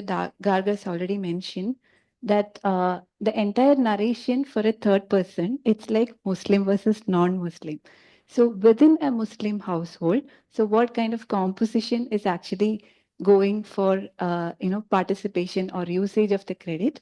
At least some kind of literature backup would be good enough to support your arguments, because is the literate people of that household participating more, or the demographic young population is participating more, or kind of explanation. Second thing is regarding what others have also pointed it out, like your access versus deepening. So throughout your result presentation, it was not coming up like whether they are better off in terms of access or better off in terms of usages. So with respect to almost all the objectives, I think you have to be clear whenever you are narrating that one. Third thing is about your probit and tobit modeling. So why, I mean, just a question, like I'm sure that you would be having, enough logic for using it separately. Why instead of taking a two-stage model, you have done it separately? Then with regard to some of your robustness check, we couldn't get that why the exclusion is near the cutoff. So what was the cutoff there, and what is the objective of taking that exclusion near cutoff? And another thing is about you did a matching exercise with non-Muslim and Muslims with covariates, right? So is it a demand side covariates which you are referring to with respect to access as well as deepening?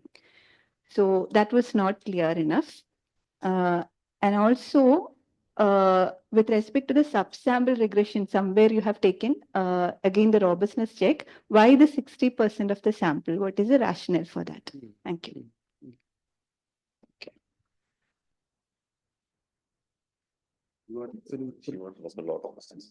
Okay, please. The first thing is like we have taken for the last objective is the branch authorization policy of 2005. It's not the PMJDY. Then the pattern of the deposit, we thought of to see current deposit, fixed deposit and all, but the data is not much available and also, but we try to see it with the AIDIS. Then commercial bank, that is like there is no like the loan that is of interest free, like you can go and take it, but it is by the policy of the government, for example, for the farmers And for the weaker sections of the community, like SC, ST, caste group and all, there are certain provisions for the interest-free loans. So it is a mainly government policy oriented.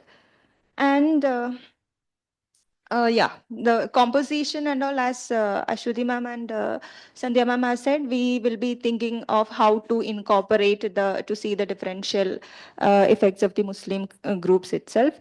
Then for the yeah, so exclusion here, the cutoff, that robustness. Why? Because like in the RBI branch authorization policy, RBI have classified the districts into underbanked and banked on the basis of the cutoff that is determined by the population per branches on the basis of the national average. So they didn't mention what the cutoff value on which they have classified the districts into underbanked and non-underbanked, but we have followed their criteria and we have calculated in our data and we got that 14,715 is the cutoff value in the population per thousand branches variable. Then on the basis of that, we have classified the district into underbanked and non-underbanked to check it.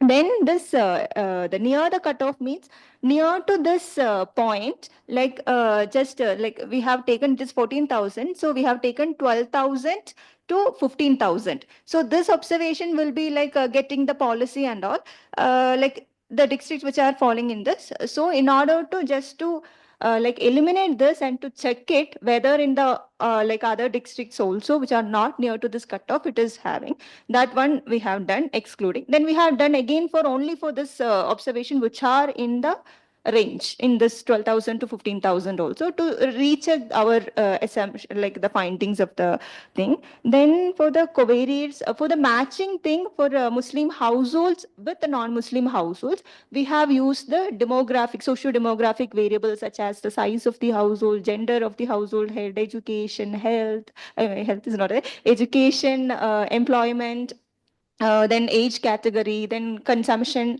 like monthly consumption expenditure pattern, then access to the land and all. It is mainly demand side, like the household specific characteristics we have matched the households. Thank you, ma'am, for your comments. Shagishna, I'm your friend. Okay. So You from commerce. actually just a clarificatory question. So correct me if I'm wrong. So you are using the word lower financial access among Muslim community, right? Like repeatedly you are using the word. So in our case, like when we use the word limited accessibility, so that means you are lacking some arrangements or infrastructure or technology or some system to avail some kind of service. Let's say, for example, in case of banking services, if you say limited accessibility means there are lack of adequate number of bank branches or infrastructure, deficiencies will be there, or technology disadvantage. So these are lacking you to avail the benefit of banking service. So that is what limited accessibility. So in this case, actually, as far as the Muslim community is concerned, they themselves refrain from availing these services, right? So is it like more appropriate to use limited financial access or limited participation in availing banking services? Or let's say single word, you can say limited financial access or limited financial inclusion. Or you can do one thing for financial access, the word you can give operational definition by incorporating this also. That's it. Thank you. No, I think you finished it up. Okay, so actually I had a lot of specific questions and most of the questions are already raised. That's the problem with all of us actually. I We have a think- lot of questions. All yeah. good. But I will put it in all the questions in three frame. Yeah. So I think what I felt is that I'll restrict my suggestions. I think it was a very nice presentation, but I felt after the objective part, more or less without any proper literature backing, this is flowing. So a lot of why questions you could avoid if you would have supported some literature in each of the steps. So for example, choice of the data. Okay. Choice of the data you have used all in the data investment survey, right? But there are some attempts have been already done with other data sets. For example, we have done a study, COVID study, on the topic household borrowing, where we have incorporated Muslim household also. I mean, this the religion-based household pattern also, using CPHS data, and we have observed something. But that actually, there are some limitation with that, I know. But you could actually code that and see, just to state your data is higher than the existing in this thing, that you could add. So aspirational data, you could actually use it. I mean, you could compare it.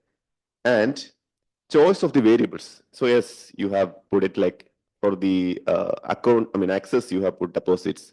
And for the credit account for the deepening. Yeah, but there are a lot of literature. I mean, at least not directly, you have a lot of literature to support that. What is the rationale behind choosing that variable? So choice of the variables, you could state. I mean, maybe you would have thought about it and you could in your thesis it is there, but in your presentation I couldn't. And third one, choice of the model. She already mentioned that you have directly went on the profit model, right? Actually, for the choice of the model, there are literature, and why you directly went on profit model instead of logic model, or what is the advantage of profit model by using that? This all are basically literaturely motivated, right? So we could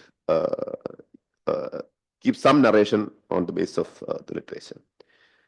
And finally, in all your results, empirical results, actually it is better if you could frame it in a very nice way, because three objectives, instead of putting some statement bullet points at the end in a slide, in a diagrammatic representation or something like that, to bring all your inputs from model inputs can be summarized in a very diagrammatic way or the presentable way. It would be better a person to first question that religion based is there, and now this is a result, and that relation. And in one of your objectives, you put micro evidence from Indian household. So then there is a question: why you want? I mean, you really want to keep micro, the word micro, because then there is a question. There will be macro evidence also, right? I mean, why you want to particularly keep micro? The evidence from Indian household is also basically stating, right? Why you want explicitly put? Is there any reason? Okay, you can state. And then policy. The policy part, yes, we have PMJDY, right, as the existing policy mechanism.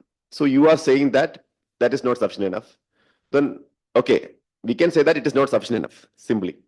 But what is your way of alternate for that? I mean, you have any thought process on that, in which you can merge your mechanism with PMJDY to see the deepening part is taken care of, right? And have to go to PM's office and all? So, I mean, these are the basic question. I think It will be immediately absorbed in Delhi. Okay. Over to you. Good advice. No, please. No, good advice. Good point. Okay. Please. So regarding the financial access, that the definition and all, so it is not, we have made it clear in the beginning while conceptualizing the faith-based exclusion that it is not self-exclusion and all, it is institutional driven exclusion. So if they are not so we can, like, as you have mentioned, it is like maybe the institutional setup, they are not the institutional setup is the first one you have mentioning, no, that yeah, so like that institution, if they are not satisfied with the institution, they don't take part into that. So here also it is an institution driven, like the institutional design driven exclusion. It is not from the self exclusion. So that we have clear it out from the social exclusion theory, capability approach and all. So our approach to that is like it is not self exclusion or it is voluntary exclusion. It is the system is excluding them. So in that case, whatever we did is, and then, yeah. So for all the things we are having the literature, we have it in the draft very detailedly, and I have put the motivation slide like there I have the literature. I didn't discuss this because of the time thing. That is why.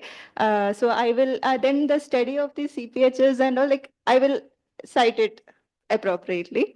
Then regarding the then choice of the model, I have mentioned it in each chapter why I have choose to the probit model, the Tobit model, or the fixed effect. So here I didn't put it like properly because since the variables are binary and we have plotted everything, we have done it. Everything is there in the draft. Please ensure that what all Yeah. answer is, what all thing that what is there. Yeah. You should, Yes. if it is not there. Yeah. you should I will ensure that- incorporate. Yeah. Yeah. Yeah, might be. That is called cruelty to PhDs. That's called 30 minutes here to present your 4 years work. That is the problem. Okay. But Thank you, but sir, now for your very interesting, comments. very interesting. I'll build on you. Yeah. Now I think from back benches, important people are sitting in the bank with ideas.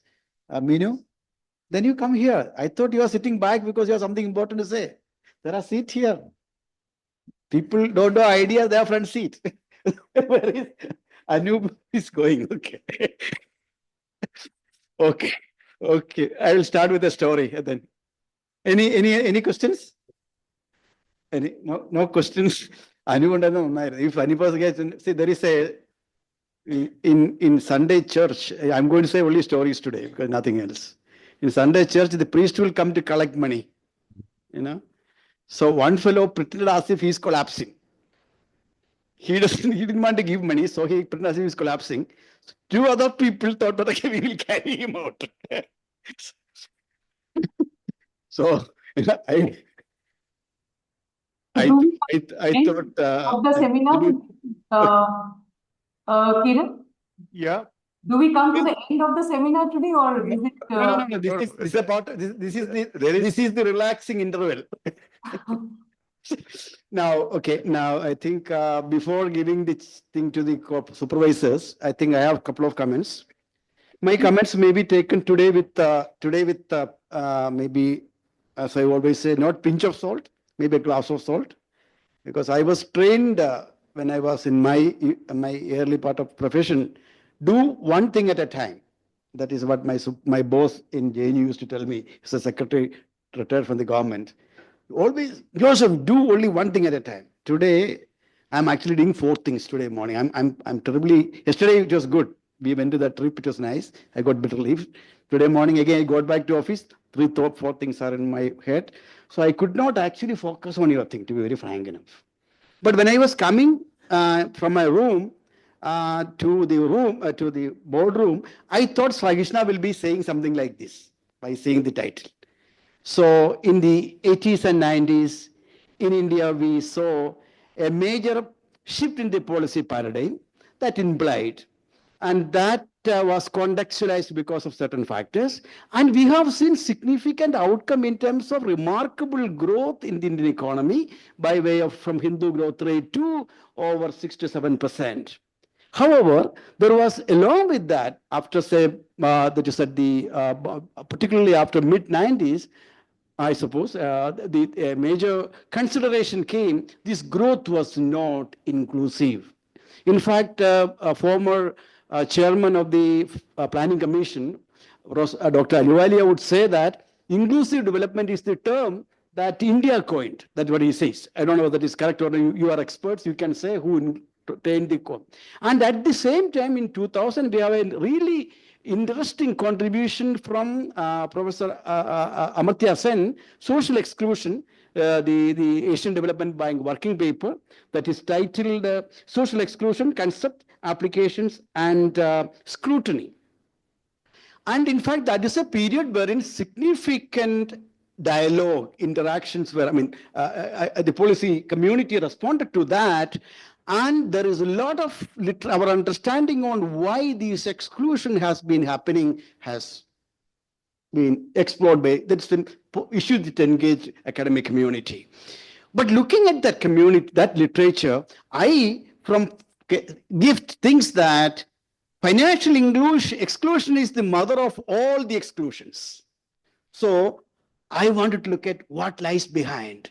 Then there is a literature available from elsewhere saying about faith-based exclusion. I wanted to know. Then, but how relevant it is in India, which accounts for itana percent of the Muslim community, and they are found to be regionally located. And this actually, now the key question is, does this particularly pursued question of faith-based exclusion relevant, applicable in India? If so, how, why, where? This is what the question is all about. But then I was sitting here, I was saying that she will say something under my line. So I thought, it's fine, no problem. I'm not a supervisor after all. And you are all trained to think differently. You thought differently. Then you say that conceptualizing faith-based inclusion related. Why? Then you should say what we know about it. This question is not that what we know about it from elsewhere and what is available from India and how I don't want to agree to what we know. That is the stock of knowledge review literature. I disagree with that. So my study is very, very important. Without this, my study, no more policy making in this country will be useful. So I am going to this. That is what you expect. But the policy your problem statement, I will give you. I don't give you any mark at all, to be very frank enough. Since you have time to revise, please revise. I mean, if you would like to revise, you can do that. But the point is, people should be last time also I told the same thing. Somehow it is not registering you people. Please put your problem. People don't have the time to listen. I don't know how Dr. Garg and all showed so much patience listening all so much. Then, okay. Problem statement should be persuasive, compulsive, and you should be, that's very important. Review literature should be having a purpose.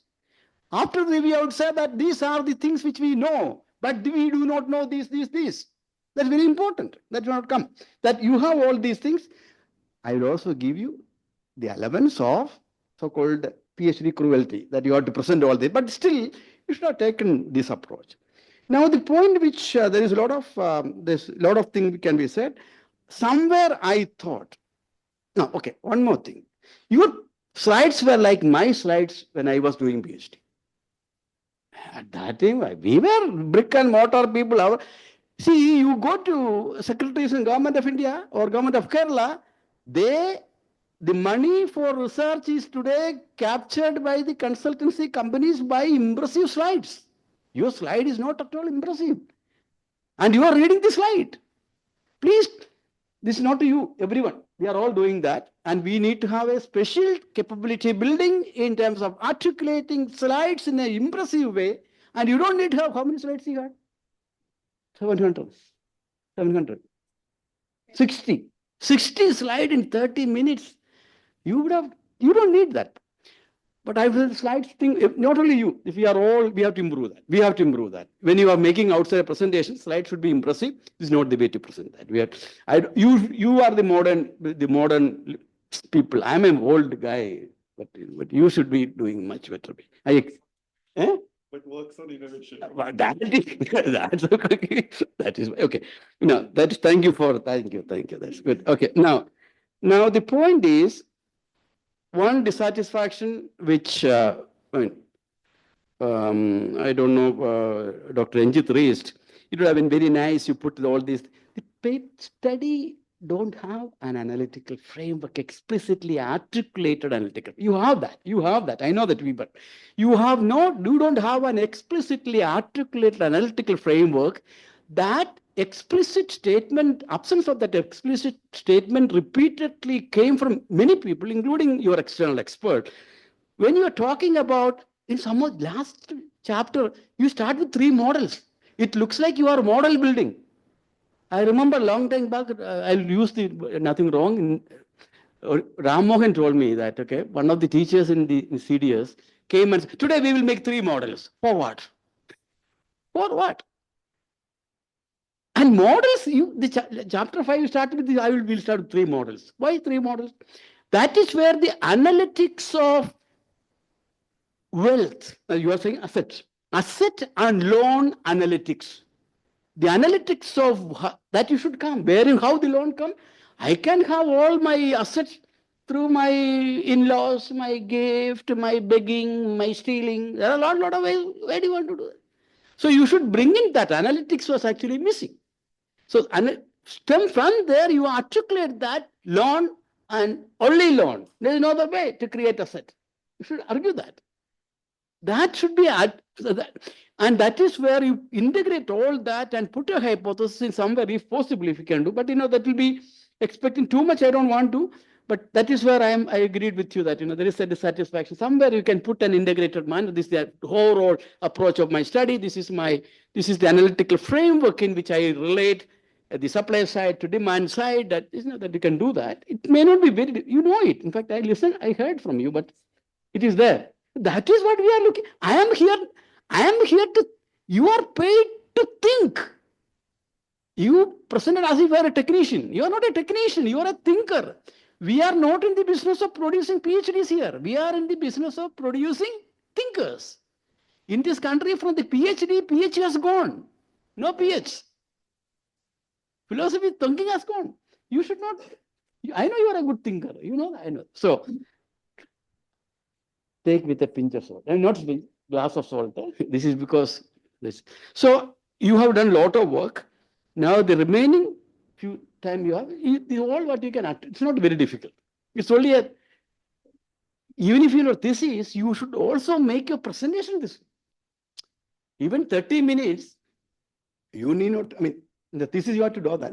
You can say, but because you have to get comments on the feedback. So we have to think, I think, I understand, there's nothing wrong in making a committee, in fact, to help students how to make impressive presentation in 30 minutes. Somebody should, I'm not the expert, you should think about it. So you have a lot of input. I again repeat, you have a lot of input measure, you have a lot of hard work. And the presentation, thesis wise, I'm sure it will be better in the thesis. But some of these things should be when you are making a presentation elsewhere. You should have that. In your thesis, post-thesis, viva presentation, you should have that. But I know, since I have been interacting with you at least once in a while, I participated in earlier seminars, you have a lot of input, but today that presentation was good, but that not that, no, you will pass it, thesis will go, no problem. But we are not here to compromise on a thesis. We are for the best thesis.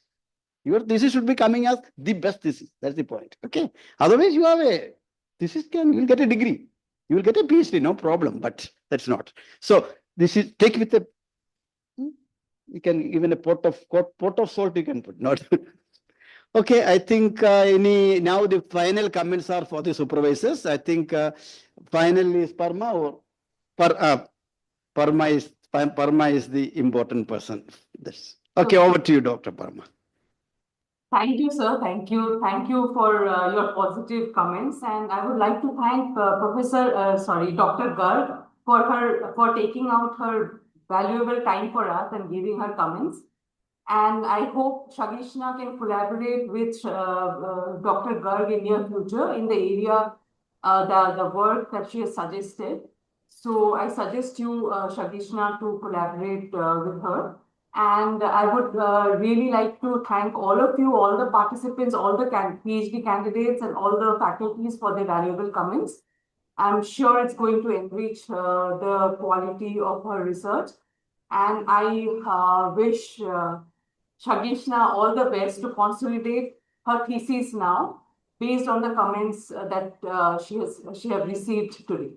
So yes, that's all from me. And Kiran, you would like to add something? Before that, I want to say one more thing, because the fact of the case is that I think the per capita PhD faculty time, which here the students get, I don't know that anywhere it is getting. I know in our time we had to fix up, you also may be fixing appointment. And I am also become like that. I am not giving time to my students. This time I regret that. In fact, I used to spend a lot of my time in the hostels when I was a faculty, real faculty. Now I am no more a faculty, and faculty is gone completely. So I appreciate, I must take on record. Oh, once the hostel is ready, I will also spend time. Okay. But I'm trying to say that I place on record the enormous amount of energy, effort, and commitment my faculty colleagues, particularly, and the community, and also particularly two supervisors invested in grooming the student. And anything else is needed, then you can say it. I don't want anyone to miss lunch, so I'll be very brief. And I I don't want to repeat what Parma has said, but in one sentence, I'll try to put it. First of all, thank you so much for each and every one of you for coming up with wonderful suggestions, comments, and clarificatory questions. All of them are extremely useful, and some of them, which we have not yet really thought of, have really helped us in thinking forward and how to put things in order that is building a coherent story. A couple of points that I would like to specifically address to Dr. Sandhya Garg's comments. First of all, thank you so much for very detailed set of comments. They're extremely useful. Regarding the variation in faith-based exclusion, actually there an attempt has been done in a work, but I think that was masked under robustness checks, which she didn't highlight. The entire exercise of categorizing districts into high income, middle income, low income was basically to bring out whether the faith across the income categories would play a role which is different from the average effect. Similarly was the case with the quantile regression. And going forward, even in the last chapter, you have highlighted rightly so on the interaction effect. That was done there, but it was done in a slightly different way, where the regression was subdivided between the Muslims and non-Muslim population, and then estimated how effective is the role of formal banking on the outcomes. But I completely agree with you. Interaction would simply serve the same purpose with better comparison of coefficients. I will thank once again. We will try to incorporate as many comments as possible. And in fact, we'll try to incorporate literally every comment that has come, especially in most of them are clarificatory questions. And I think those clarificatory questions are very, very important as far as thesis is concerned, so that the externals won't come up and raise similar kind of questions. Thank you once again for a patient hearing and your contribution. Now let us hear from the horse's mouth. First of all, I would like to thank external expert Dr. Sandhya Garg for her valuable time and valuable time invested in thinking how can I improve my thesis further. Thank you so much, ma'am.